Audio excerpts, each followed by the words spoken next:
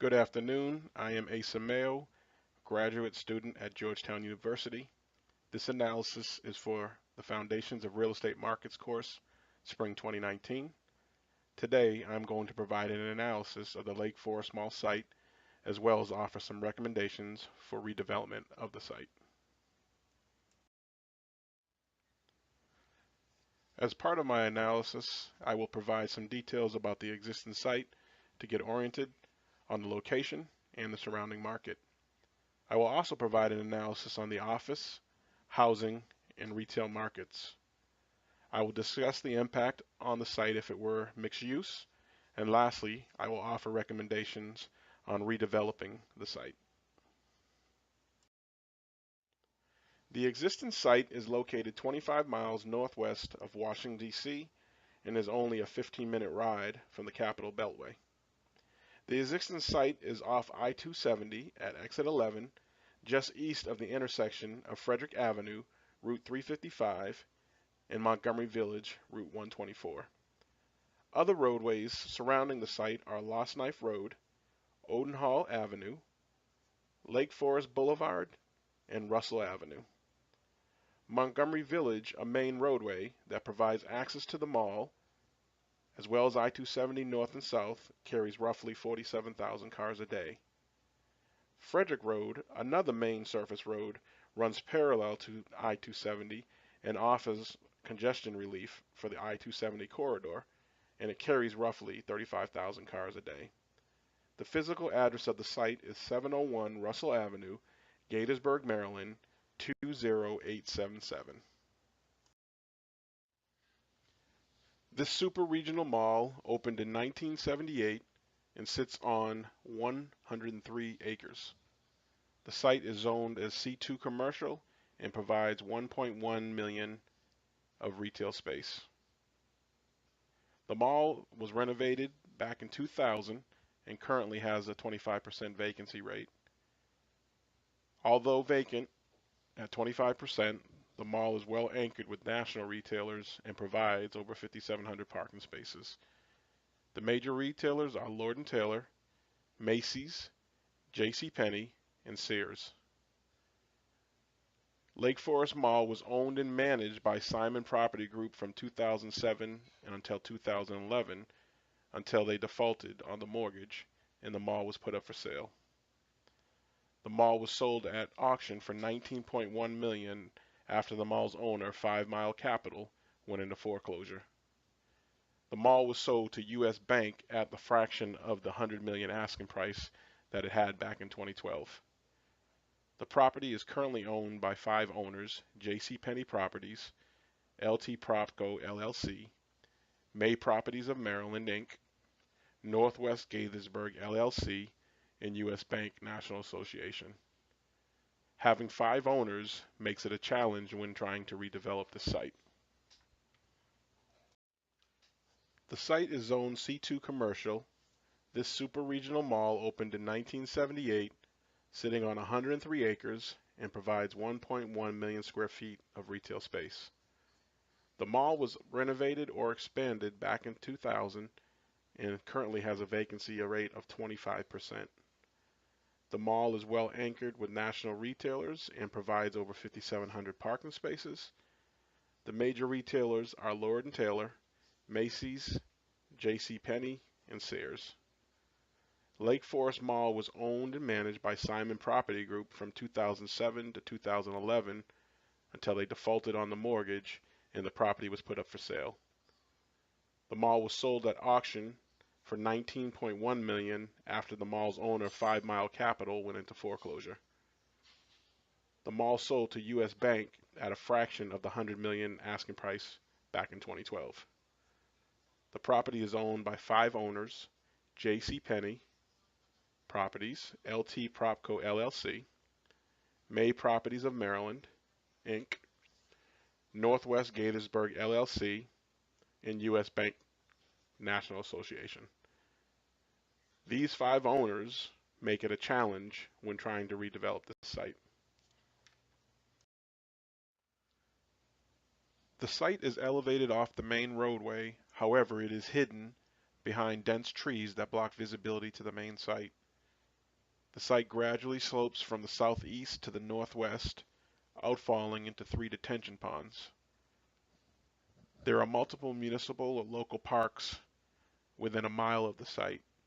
Some of the open space parks in the area are Victory Farm Park, Cabin Branch Stream Valley Park, Centerway Park, and Strawberry Knoll Park. You also have lakes in the area as well. You have Lake Whetstone, Gunner's Lake, Lake Marion, and Lake Walker.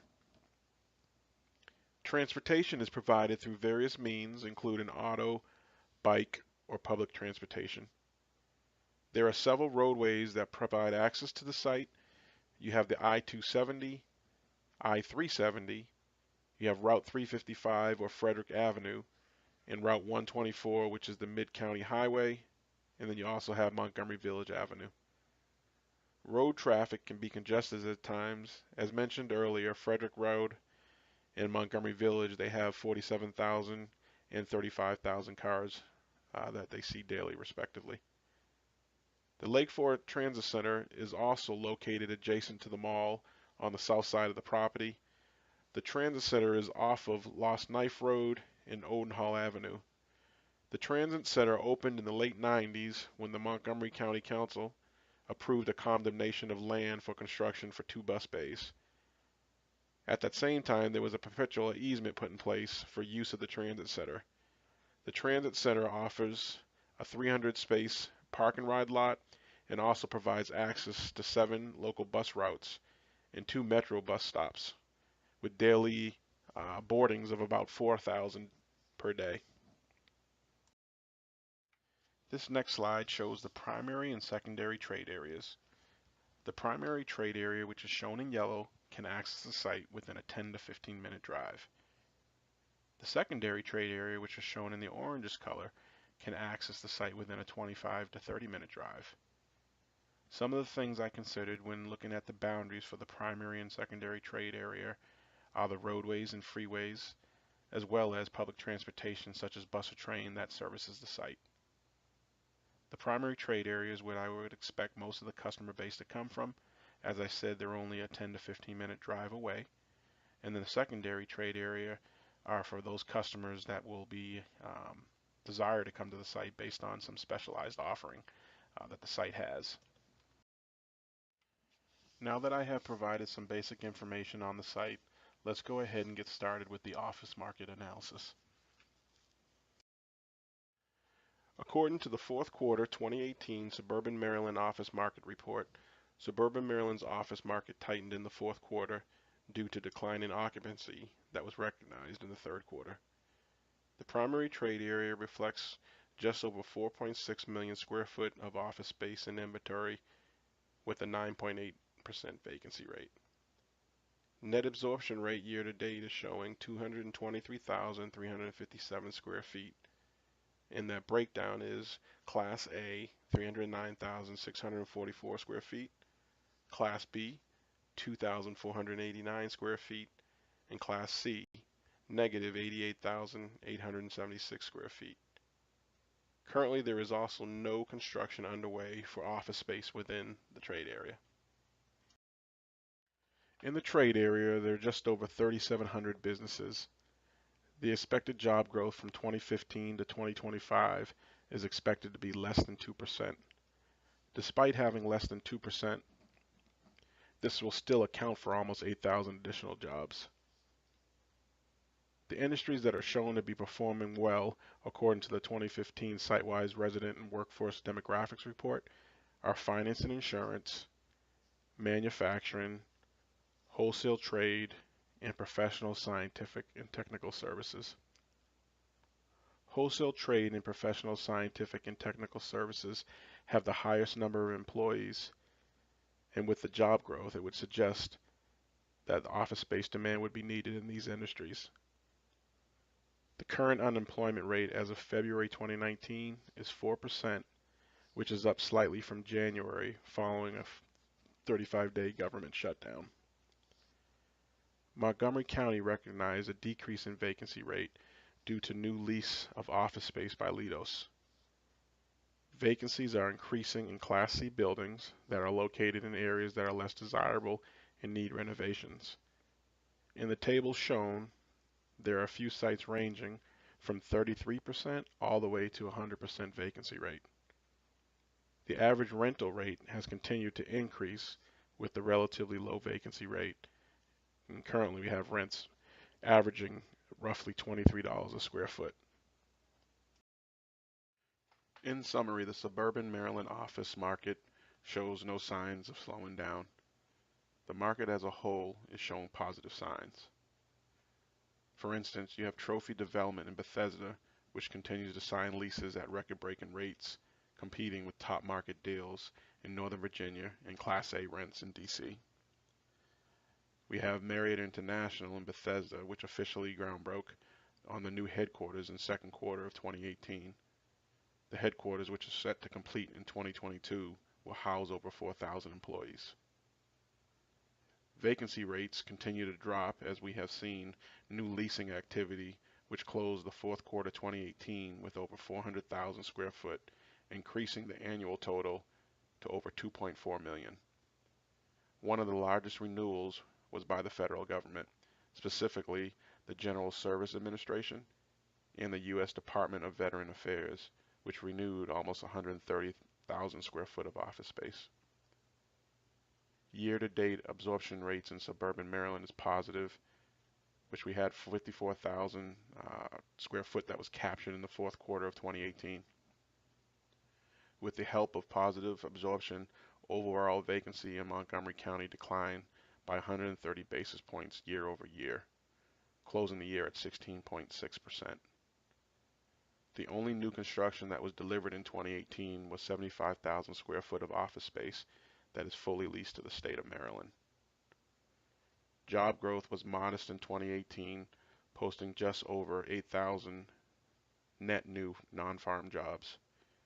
Professional and business industries had the largest number of positions, followed by the education, healthcare, and construction industries. So overall, the office market is a pretty good market that I think can support additional office space.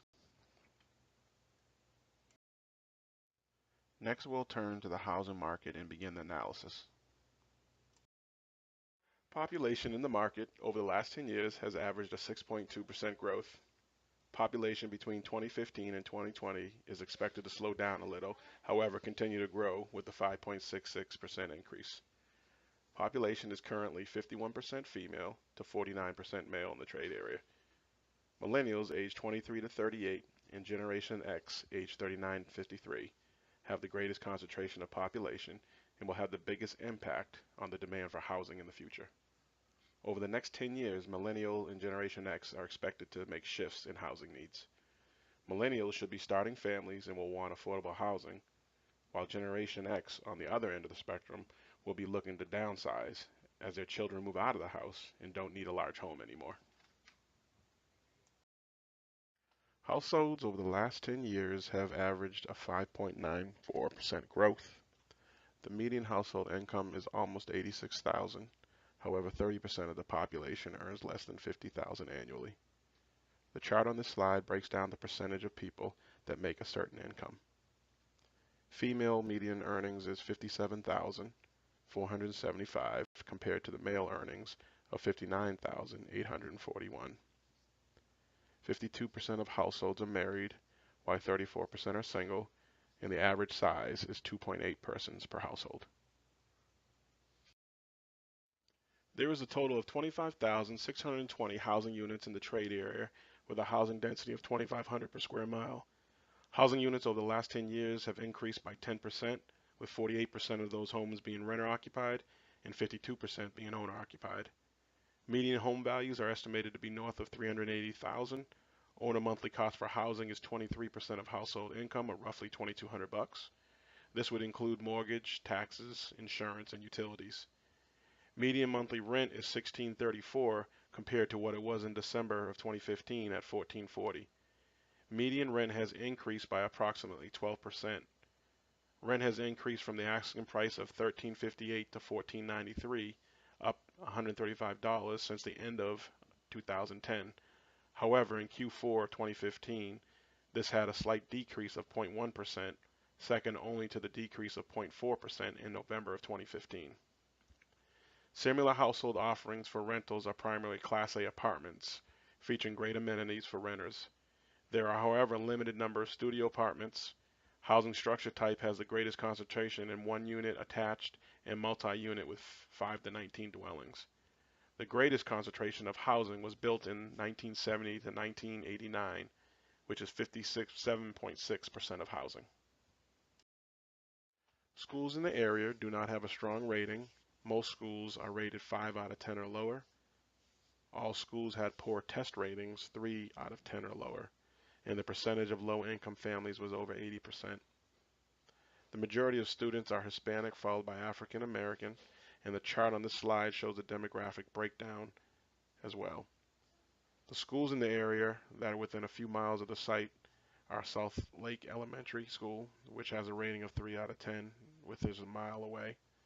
Gaithersburg Elementary has a rating of 3 out of 10, which is 1.5 miles away. Gaithersburg Middle School has a 5 out of 10 rating, which is 2.7 miles away. And Gaithersburg High School has a rating of 3 out of 10, which is 2.7 miles away. Crime statistics in the area rank above the U.S. average. Violent and property crimes were ranked well above the U.S. average. The current crime index is 49 out of 100, with 100 being the safest. Majority of the crimes in the area are property crimes, which include burglary, larceny, theft, motor vehicle theft, and arson. As you can see, the number of crimes have been pretty consistent over 2016 and 2017. In summary, the housing market continues to see population growth and housing growth and looks to have a strong demand in the future. Millennials and Gen X are getting older and will drive that demand.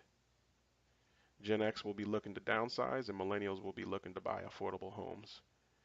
Families that are renting versus owning is almost a 50-50 mix. Median income continues to grow. However, with 30% of those families making less than $50,000, there will be a need for affordable rentals and homes. School ratings and test scores are a concern, which unfortunately always seems to plague markets where there is a high percentage of low-income families, this market being over 80%. Crime is a concern as well. However, a lot of the market is older, and with the redevelopment of the site coming to the area, it should help reduce crime ratings. Next, we will turn to the retail market and begin that analysis. The existing retail market has 37 general retail outlets within the primary trade area with a total of 7.7 million rentable square feet of space. The current space that is vacant, though, for rentable space is primarily in community or neighborhood centers and is about 89,000 square foot. Retailers in the area include, but are not limited to, Sam's Club, Costco, Lowe's, Weis Supermarket, and the Burlington Coat Factory. As far as development, the Fitchburg Auto Mall has received a permit approval to complete an expansion of their existing space. Other than that, there doesn't appear to be any other pending development in the area.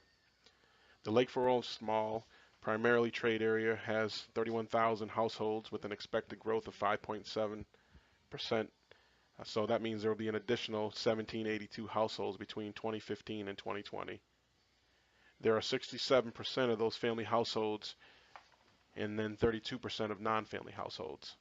The cost of living index in the trade area is above the U.S. average in every area, from housing cost to utility cost. There are a total of 48,573 employees in the trade area with an average of 13 employees per business. The majority of those employees are in the public sector environment, and approximately 85% of those have an average of 11 employees per business. Workplace employment is strongest in the professional, scientific, and technical services in retail trade. Total aggregate sales generated in 2015 was almost $2 million and is expected or projected to be over $2.1 million in 2020. Capture rates are highest for food at and away from home and total apparel. Total amount of supportable retail space is highest for food at home, food away from home, and apparel. There is an expected increase in demand for all categories, supporting the need for additional retail space over the next few years. The largest unmet demand is for apparel, followed by food at home, and then TV, radio, and sound equipment. There's an unmet demand of additional space needed of about 26,108 square foot of retail by 2020. In summary, the retail market is strong, household growth is expected to continue, and there's relatively low vacant retail space. Employment is strong and expected to continue to grow in the professional, scientific, and technical services sectors. Sales are climbing and expected to exceed 2.1 million in 2020, and capture rates are highest for food at home and away from home and apparel. Retail is needed to support the unmet demand and continued need for apparel, food at home, TV, radio, and sound equipment. Providing a mixed-use environment will limit risk on the developer by offering both residential and retail spaces. With the expected increase in millennial and empty nesters desiring a walkable urban-style community, the development will encourage reduction in crime, increase school ratings, make homes more affordable, create a workplace that's convenient as well as a home place that's convenient, provide amenities and strong neighborhoods. The mixed-use development will also provide the potential to drive more foot traffic when compared to the existing standalone mall site. From an environmental aspect, or environmental impact, the mixed-use development will also offer the potential to be more efficient with energy usage and trash and sewer disposal. Over the life of the building, there should also be a reduction in long-term maintenance costs due to the building servicing multiple tenants or owners. After reviewing the housing, office, and retail market, I will now provide my recommendation. After reviewing all the different parameters on the site, whether it be in retail, office, or home, the recommendation is to provide a mixed-use development that contains apartments, townhomes, Class A small office, retail, and a grocer. The site would be walkable and have open space for residents to live, work, and play. Housing demand for millennials and empty nesters is needed based on the expected growth of 365 households over the next year. The population is expected to continue to grow, which will further create additional demand post-2020. Although the median income in the trade area is just above 85,000, only 30% of that population earns less than 50,000. So we believe that housing would need to be considered to create an affordable housing offering. Based on the estimated 5.67% growth, I suggest providing just over 600 apartments, which the market can support. As mentioned earlier, with 30% of that population earning less than 50,000, I recommend that 20% of those units be offered as affordable housing. With that, we expect there to be a high demand from the millennials and empty nesters, and that the mix of units should consist of 39 apartments, studios, 233 one-bedroom apartments, 39 of those being affordable, 372 two-bedroom apartments, 62 being affordable, and 94 three-bedroom apartments, 16 of those being affordable. There will also be a demand for townhomes by empty nesters looking to downsize and purchase new homes. We recommend that the number of units be 100 or less, all 2 or 3 bedroom homes priced around the 380 to 400,000 price tag, which is consistent with what the median household is worth. With Trader Joe's having relocated, there is also a need for a unique grocer such as Harris Teeter or Balducci's Food Lovers Market with seating. The grocer should be something that offers like prepared food to meet the demand for the food away from home aspect. I propose that add a 20 to 30 square foot grocer consistent with the average size of a Harris Teeter, and then Class A office space should be added to meet the unmet demand for classifications that were referenced. We recommend adding about 50,000 square foot of space to support banking, insurance, professional, and medical services. However, we feel that it should also be monitored should the need to change into something else. And then lastly, we recommend adding 100 to 125,000 square foot of retail space to support the unmet demand for apparel, restaurant dining, food and beverage, electronics, barbershop, and household furniture. With that, I'd like to thank you and appreciate your time today, and I will open it up for any questions that you may have.